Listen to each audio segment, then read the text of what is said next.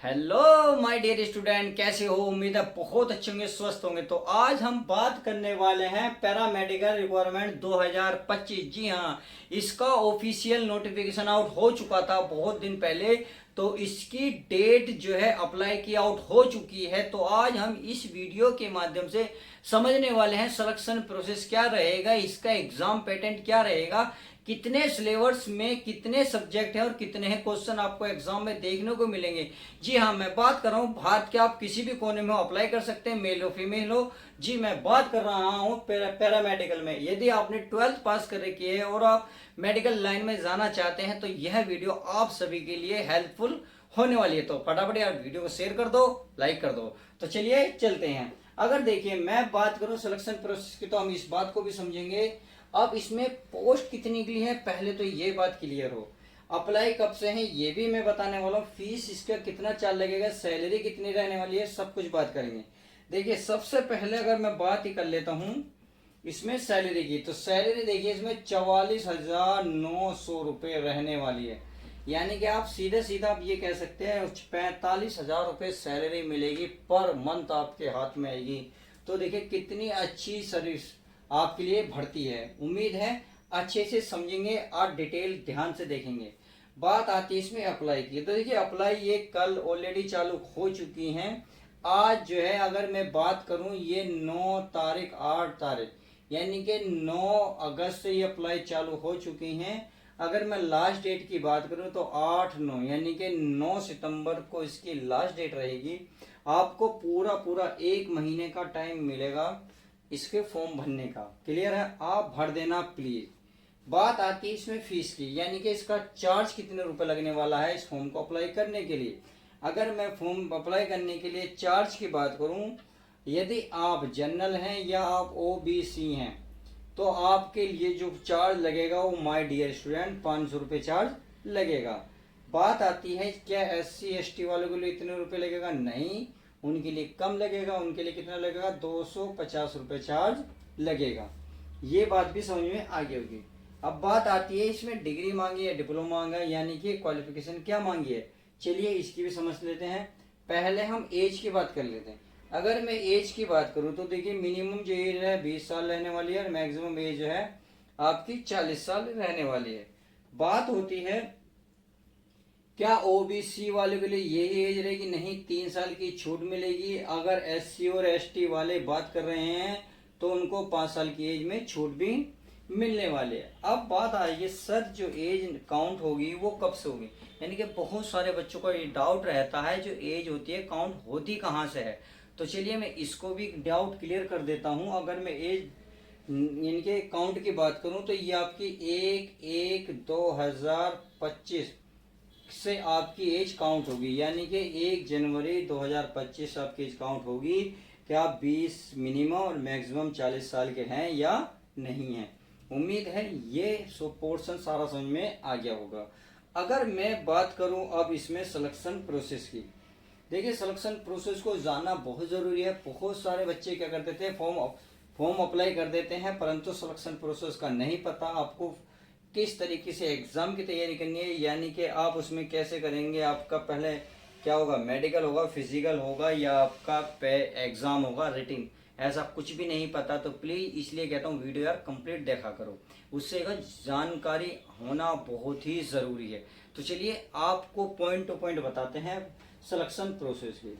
अगर selection process में पहला पॉइंट देखो तो आपका रिटिन एग्ज़ाम होगा। क्या होगा? रिटिन एग्ज़ाम होगा। रिटिन एग्ज़ाम जैसे ही क्वालिफाई आप कर लोगे तब आपका जो होगा आपका DV होगा, यानी कि डॉक्यूमेंट्स वेरिफिकेशन होगा। अगर आप इन दोनों को क्वालिफाई कर लेते हो तो आपका फिर लास्ट में आपका मेडिकल होगा। क्या होगा? मेडिकल होगा।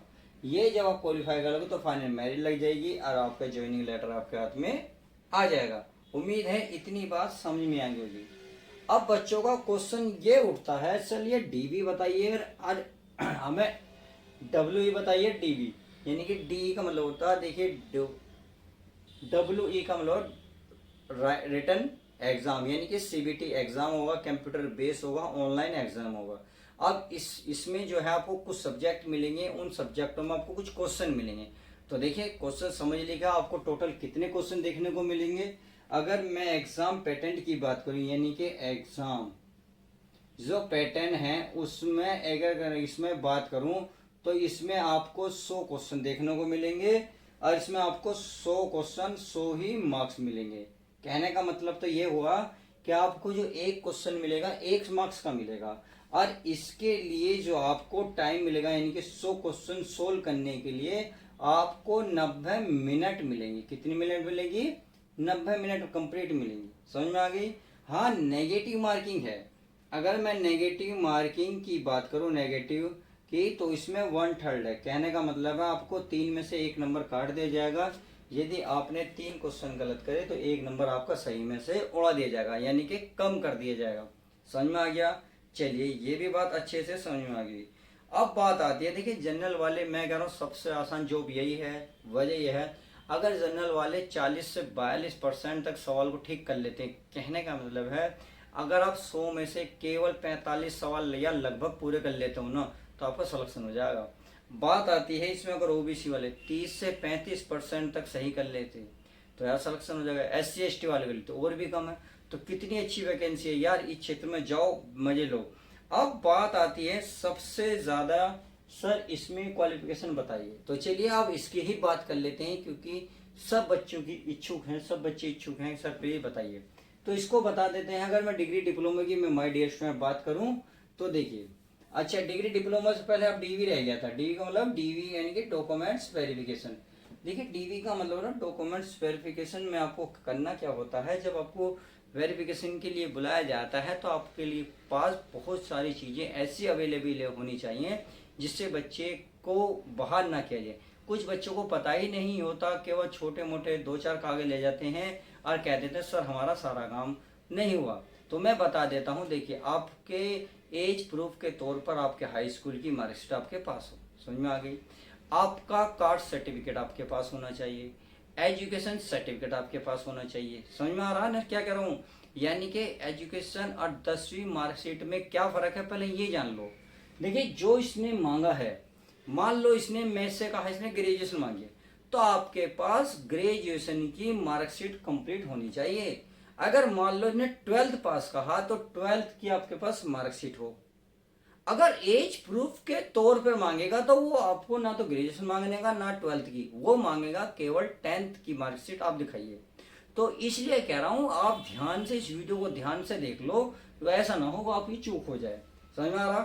तो आपकी एज प्रूफ पे हाई स्कूल मार्कशीट हो गई, कार्ड सर्टिफिकेट हो गया, आधार कार्ड आपके होने चाहिए, ईमेल आईडी आपके पास होनी चाहिए, और आपका फोन नंबर आपके पास होना चाहिए, और आपके पास 10 से लेकर लगभग 20 पासपोर्ट साइज फोटो होने चाहिए। इस बात का आपको ध्यान रखना है। एक वाइट पेज पे इस सिग्नेचर आपके होने चाहिए। वो सिग्नेचर जब फॉर्म फिल करते वक्त आप अप्लाई कर रहे होंगे तो वही सिग्नेचर वहां आपको दिखाने होंगे।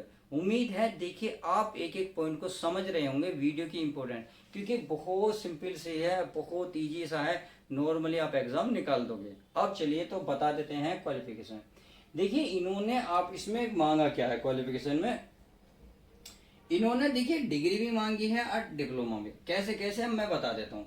इन्होंने मांगी है बीएससी, क्या मांगी है बीएससी, और बीएससी वो भी नर्सिंग से मांगी है, बीएससी नर्सिंग, क्या नर्सिंग।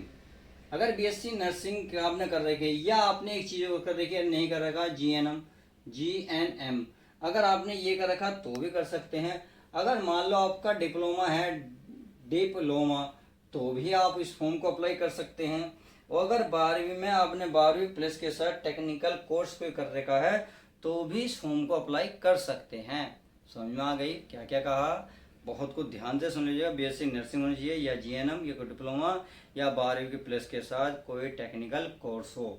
आप इस वीडियो में हमने कंप्लीट कोशिश की है सब कुछ जानकारी देने की। अगर कोई पॉइंट रहता है तो प्लीज़ बता दीजिएगा, मैं जो है आपको वो सब कुछ बता दूंगा। तो चलिए मिलते हैं नेक्स्ट ऐसे ही वैकेंसी के साथ। चैनल को सब्सक्राइब करें, दोस्तों में शेयर करें।